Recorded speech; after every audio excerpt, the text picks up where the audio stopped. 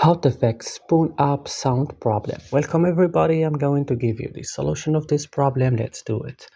Open your settings of your device, click on your apps option, search for Spoon and click.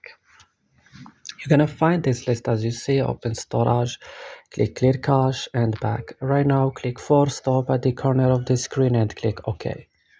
And then you just have to come to Play Store or App Store and update your Spoon app. Restart after that your phone, and that's all what you have to do. Guys, I hope this video was useful. Don't forget to like and subscribe, and